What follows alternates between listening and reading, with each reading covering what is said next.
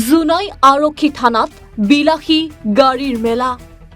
অৰুণাচলৰ পাছিঘাটৰ পৰা উদ্ধাৰ কেইবাখনো বিলাসী গাড়ী।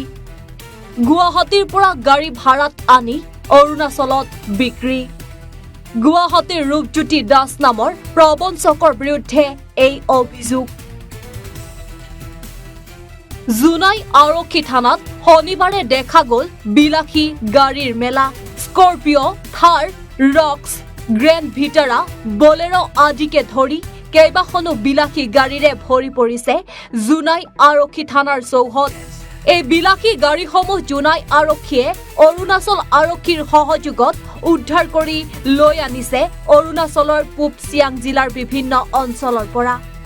জানিব পৰা মতে গুৱাহাটী ভেটাপাৰা অঞ্চলৰ বাসিন্দা ৰূপজ্যোতি দাস নামৰ এজন ব্যক্তিয়ে নিজকে HSBC বেংকৰ নৰ্থ ইষ্টৰ ক্লাষ্টাৰ হেড বুলি পৰিচয় দি উত্তৰ পূবৰ বেংকসমূহৰ বাবে কেইবাখনো শাখাৰ বাবে গাড়ীৰ প্ৰয়োজন আছে বুলি গুৱাহাটীৰ কেইবাজনো ব্যক্তিৰ পৰা মাহেকীয়া ভাড়াত লৈছিল। কিন্তু পিছত ৰূপজ্যোতি দাসে বেংকে গাড়ীসমূহ নিলাম কৰি বিক্ৰী কৰা হৈছে বুলি জানিবলৈ দি বিলাসী গাড়ীসমূহ অতি কম দামৰ অৰুণাচলৰ বিভিন্ন অঞ্চলত বিক্ৰী কৰি দিছিল। উল্লেখযোগ্য যে ৰূপজ্যোতি দাস নামৰ ব্যক্তিজনৰ সৈতে গাড়ী ভাড়াত দিয়া স্বত্বাধিকাৰীসকলে কেইবাদিনো ধৰি যোগাযোগ কৰিও কোনো সুসূত্ৰ নোপোৱাত প্ৰথমে গুৱাহাটীৰ হাতীগাঁও আৰক্ষী থানাত এক গোচৰ ৰুজু কৰে। এই গোচৰৰ ভিত্তিত পৰৱৰ্তী সময়ত জুনাই আৰক্ষী থানাক খবৰ দিয়াত জুনাই আৰক্ষীয়ে বিশেষ সূত্ৰৰ খবৰৰ ভিত্তিত অৰুণাচল প্ৰদেশৰ পাছিঘাটৰ পূব চিয়াং জিলাৰ বিভিন্ন ঠাইত অভিযান চলাই আজি 9খন বিলাসী গাড়ী সুকলমে উদ্ধাৰ কৰিবলৈ সক্ষম হয়।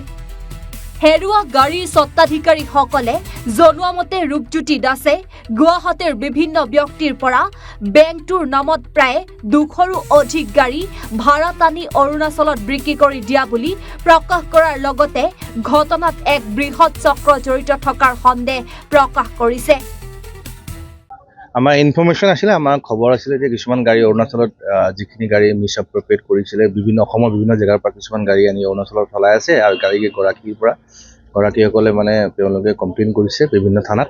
তো সেইমৰ্মে আমি খবৰ পাই আমি পাছিঘাটত কিছুমান অনুসন্ধান কৰিলোঁ আৰু অনুসন্ধান কৰি পাছিঘাট আৰক্ষীৰ সহযোগত আমি ইতিমধ্যে 9খন গাড়ী আমি ৰিকভাৰ কৰি আমাৰ জুনাই থানালৈ আনিছোঁ।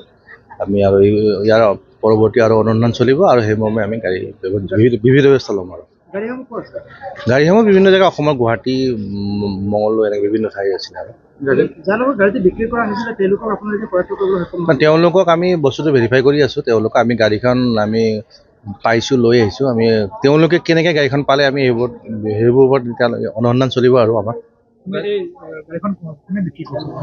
বিক্ৰী কৰাটো এইটো মানে জেগাৰ পৰা নহয় আৰু বিভিন্ন জেগাৰ পৰা আছেতো, গতিকে আমি বস্তুটো এতিয়া আমি একচুৱেলি কেছটো ইয়াত নহয়, তো আমি ৰিকভাৰীহে কৰিছোঁ। আমি য'ত কনচাৰ্ণ পুলিচ ষ্টেচনবোৰক গাড়ীবোৰ দি দিম, তেওঁলোকে বস্তুটো ভালকৈ উলিয়াই ল'ব। আৰু সৰ্বমুঠ এতিয়ালৈকে আমাৰ জুনাই থানাত 9খন আছে।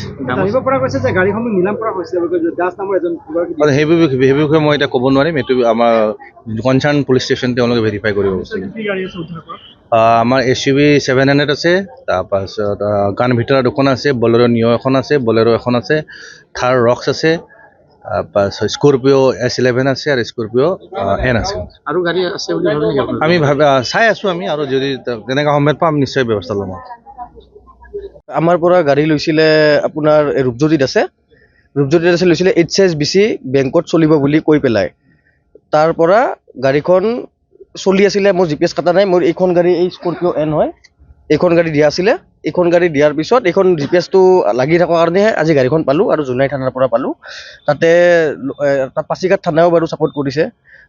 এগ্ৰিমেণ্ট কৰা আছিলে, এগ্ৰিমেণ্ট ফেইল হোৱাৰ পিছতো সেই এগ্ৰিমেণ্ট বনাই দি আছোঁ। আজি দি আছোঁ, পইচাবিলাক দিয়া নাছিলে কাৰণে গাড়ী ঘূৰাই খুজিছিলোঁ।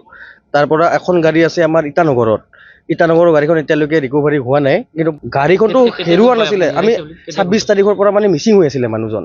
তো তেতিয়া আমি মানে ৱাইফেও ক'লে ৰূপজ্যোতি দাস আৰু হাতীগাঁও থানাত মানে FIR দিয়া আছিলে। তো সেনেকৈ গম পাই পেলাই আমি ভাবিলোঁ যে গাড়ীকেইখনটো আমি ৰিকভাৰী কৰিব লাগিব, যিহেতু আমি তেওঁ মানে নৰ্থ ইষ্টৰ ক্লাষ্টাৰ হেড বুলি কৈছিলে HSBC বেংকত। সেইটো কাৰণে আমি গাড়ীখন, আৰু কৈছিলে যে চবতে চাব ব্ৰাঞ্চ হৈ আছে, গাড়ীবিলাক ল'ব। জোনাইৰ পৰা অমিত কুম্বাঙৰ ৰিপৰ্ট এনি ভাৰত 24।